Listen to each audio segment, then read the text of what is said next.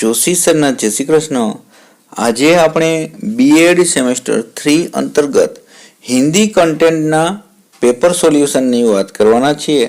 તો કન્ટેન્ટનું પેપર હોય તો ખાસ ભાષાવાળાને એક નાનું એવું સૂચન કહી દઉં કે જે હોશિયાર હોય, જેને બધું વાંચેલું હોય, એના માટે જેમ આપણે બોર્ડની અંદર માર્ક કવર કરવા કોઈ પણ મોટો પ્રશ્ન લખતા તો એ પહેલા કર્તા, કૃતિ અને સાહિત્ય પ્રકાર લખતા, તો એ જ બાબતનું ધ્યાન રાખવાનું છે। આમાં પણ જ્યારે તમારે જે લઘુ જવાબી અને નિબંધલક્ષી પ્રશ્ન છે તેમાં જો કર્તા, કૃતિ અને સાહિત્ય પ્રકાર તેમાંથી કોઈ પણ 3 ખબર હોય, 2 ખબર હોય કે 1 ખબર હોય ઉપર લખો અને પછી પ્રશ્નોની શરૂઆત કરો તો તમારી ઇમ્પ્રેશન કંઈક અલગ પડશે। તો આપણે નિરીક્ષક છે એને ખ્યાલ આવી જશે કે ખરેખર અમને વાંચેલું છે, કયા પાઠમાંથી અને કયો ક્વેશ્ચન પૂછાયેલો છે એ પણ ખબર છે, તો અંદરનું તો ખબર હશે જ। તો આવી બાબતની નાની બાબતો તમે હાઇલાઇટ કરતા જશો અને જે છે તમને માર્ક કવર કરવામાં ફાયદો આપશે। તો ચાલો જોઈએ એક મોડેલ પેપરનું સંપૂર્ણ સોલ્યુશન જે તમને પરીક્ષાલક્ષી ખૂબ ઉપયોગી થશે। હિન્દી કન્ટેન્ટ બીએડ સેમેસ્ટર 3 એટલે કે ધોરણ 9 બરાબર છે, એટલે કે ધોરણ 9 નું જે કન્ટેન્ટ આવે છે તે। तो चलो निम्नलिखित प्रश्नों के उत्तर दीजिए। आराधना कवि में बसंत बापट ने संवेदना क्यों जगाना चाहते हैं? प्रियोदा जी की टोली शनिवार को स्कूल से छूटने के बाद क्या करती है? बच्चन जी जिह्वा पर सरस्वती कैसे बैठी थी? और परदेसी शिशुपाल की किस बात से सहमत नहीं हुआ?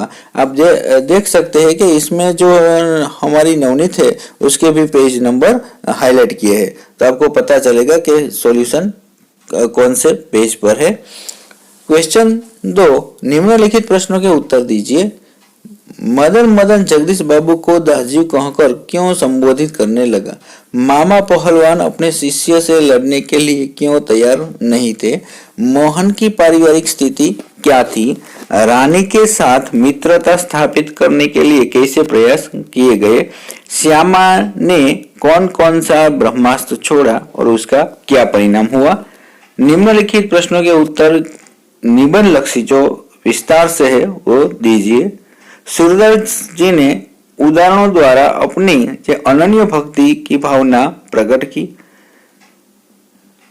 किन उदाहरणों द्वारा अपनी भक्ति भावना प्रकट की? गरुड़ को अपना आदर्श क्यों मानता है? कंडक्टर ने अपनी ईमानदारी कैसे दिखाई? और रानी लक्ष्मीबाई देशभक्त की एक अद्भुत मिसाल थी, समझाइए। तो हम सॉल्यूशन पे जा रहे हैं। छोटे क्वेश्चन शुरू कर रहे हैं। कवि संवेदना क्यों जगाना चाहते हैं? तो कवि के बिना हमें दूसरों की संवेदना का अनुभव नहीं हो सकता है, इसलिए कवि संवेदना जगाना चाहते हैं। प्रियोदा की टोली शनिवार को स्कूल छूटने के बाद क्या करती है? तो शनिवार को स्कूल से छूटने के बाद प्रियोदा की टोली जो बालूचर पर जमा होती है, वो खेल कूद गाने बजाने के बाद प्रियोदा दुनिया भर की खबरें सुनाती है और फिर रविवार की सेवा का कार्यक्रम तय करते हैं। बच्चन जी की जिह्वा पर सरस्वती कैसे बैठी थी? श्यामा को 6 महीने से बुखार आने पर एक दिन बच्चन जी ने कहा कि श्यामा का बुखार वे ले जा रहे हैं। सचमुच उन्हें बुखार आने लगा। इस तरह बच्चन जी की जिह्वा पर मानो सरस्वती ही बैठी थी। परदेसी शिशुपाल की किस बात से सहमत नहीं हुआ? शिशुपाल ने परदेसी से कहा कि सम्राट अशोक ने जो शासन में चारों तरफ अन्याय हो रहा है वो शिशुपाल की इस बात से परदेसी सहमत नहीं हुआ। मदन जगदीश बाबू को दाजू कहकर क्यों संबोधित करने लगा? जगदीश बाबू और मदन एक ही क्षेत्र में रहने वाले थे। उस क्षेत्र में बड़े भाई को दाजू कहते हैं और जगदीश बाबू को अपने बड़े भाई के रूप में देखने के कारण मदन उन्हें दाजू कहकर संबोधित करने लगा। तो आप देख सकते हैं कि जो हमारा जो छोटा क्वेश्चन है वो अब खत्म हो गए। उसके बाद जो हमारा स्टार्ट हो 3 मार्क के लिए है वो स्टार्ट हो गए। अब 3 मार्क के क्वेश्चन है वो मदन जगदीश बाबू वाले, वो जो गामा पहलवान है उसकी बात, मोहन की पारिवारिक स्थिति, रानी की मित्रता और श्यामा में कौन कौन सा ब्रह्मास्त्र छोड़ा। तो ये सब है वो लघु जवाबी क्वेश्चन हम सॉल्यूशन अब कर रहे हैं। अब देख सकते हैं उसके बाद गामा पहलवान ने अपने शिष्य से लड़ने के लिए क्यों तैयार नहीं थे? गामा पहलवान भारतीय गुरु शिष्य परंपरा को मानते थे। इसके अनुसार गुरु शिष्य को अपने अधिक यशस्वी देखना चाहते हैं, इसलिए वे अपने नामी शिष्य से लड़ने के लिए तैयार नहीं थे। मोहन की पारिवारिक स्थिति क्या थी? मोहन का घर आगरा में था।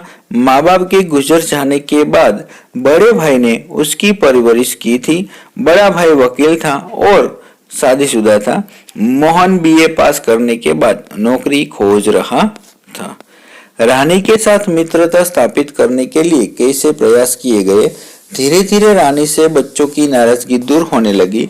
वे उसकी गर्दन में झूलने लगे, उसके कानों और अयाल में फूल खोसने लगे। वे उसे बिस्कुट और मिठाइयाँ खिलाने लगे। श्यामा ने कौन सा ब्रह्मास्त्र छोड़ा? उसका क्या परिणाम हुआ?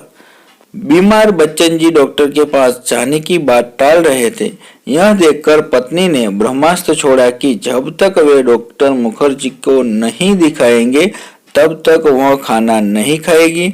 उससे बाध्य होकर बच्चन जी को डॉक्टर मुखर्जी के पास जाना पड़ा। अब जो है वो निबंध लक्ष्य यानी कि विस्तृत क्वेश्चन है, उसके सॉल्यूशन है। सूरदास जी ने किन उदाहरणों द्वारा अपनी अनन्य भक्ति भावना का प्रकट की है? तो इसमें कृति, साहित्य प्रकार और कर्ता, तो वो आप जानते हैं तो अवश्य लिखना।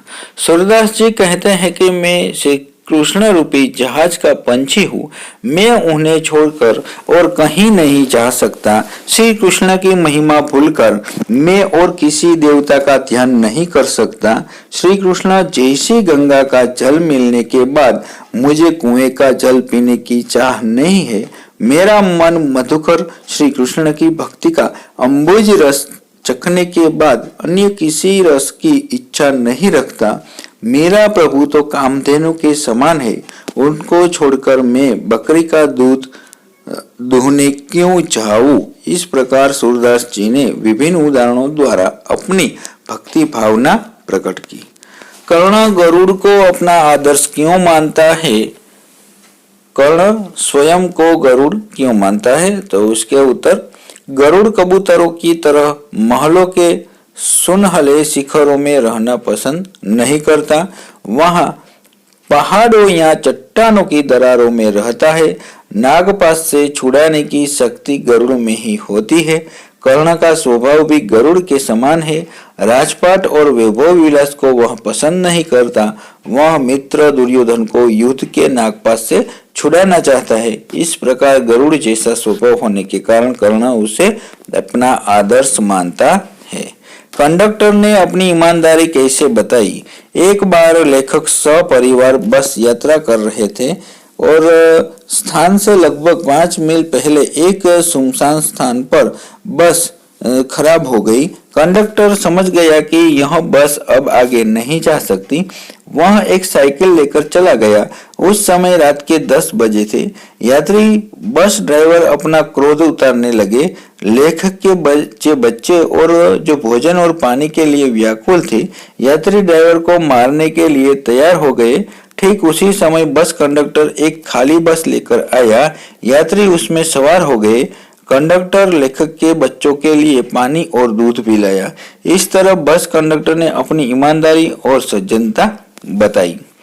रानी लक्ष्मीबाई देशभक्ति की एक अद्भुत मिसाल थी। समझाइए। रानी लक्ष्मीबाई हमारे इतिहास का एक अत्यंत तेजस्वी चरित्र है। स्वराज ही उनका अंतिम लक्ष्य है। उसके लिए वे बड़े से बड़ा बलिदान दे सकती है। स्वराज की नींव बनने में ही वे जीवन की सार्थकता मानती है। उन्हें राग रंग से सख्त नफरत है।